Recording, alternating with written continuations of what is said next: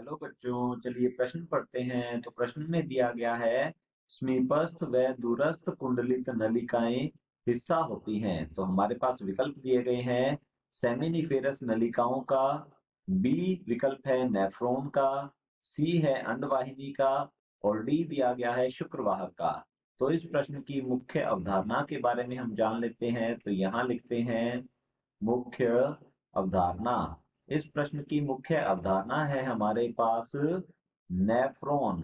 तो यहाँ लिखेंगे यह प्रश्न जो है यह नेफ्रॉन से संबंधित है, जिसे कि वृक्क भी कहा जाता है। तो लिखते हैं यहाँ पर इसे वृक्क भी कहते हैं।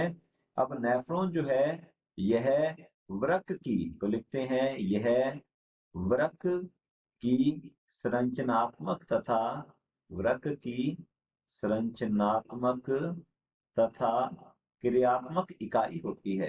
तथा लिखते हैं यहाँ पर तथा क्रियात्मक इकाई है, क्रियात्मक इकाई होती है।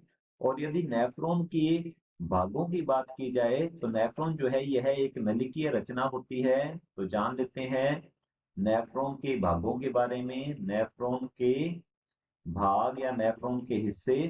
तो पहला भाग होता है इसका, इसे हम कहते हैं बोमेन संपुट। तो लिखते हैं बोमेन संपुट।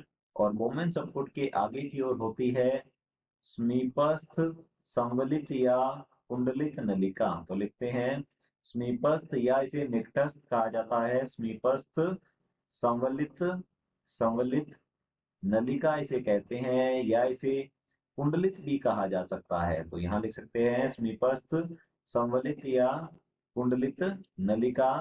फिर आ जाता है हेनले का लूप। तो लिखते हैं हेनले का लूप पाया जाता है।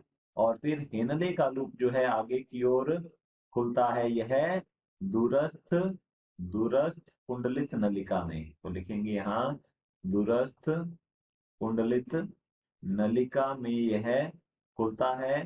तो हमारा जो प्रश्न है समीपस्थ व दूरस्थ कुंडलित नलिकाएं हिस्सा होती हैं।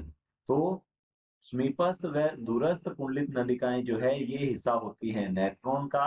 तो चलिए देखते हैं विकल्प को। विकल्प ए दिया गया है सेमिनिफेरस नलिकाओं का।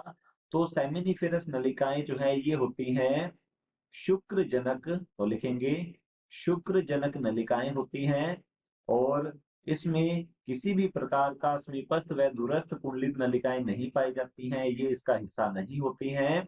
शुक्रजनक नलिकाओं में शुक्राणुओं का निर्माण होता है और ये वृषण में पाई जाती हैं। तो हमारा ए विकल्प गलत होगा।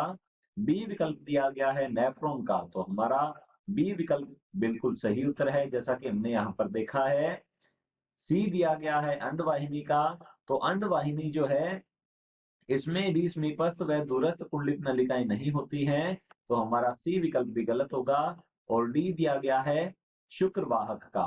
तो शुक्रवाहक में भी समीपस्थ दूरस्थ कुंडलित नलिकाएं नहीं है। तो हमारा डी विकल्प भी गलत होगा।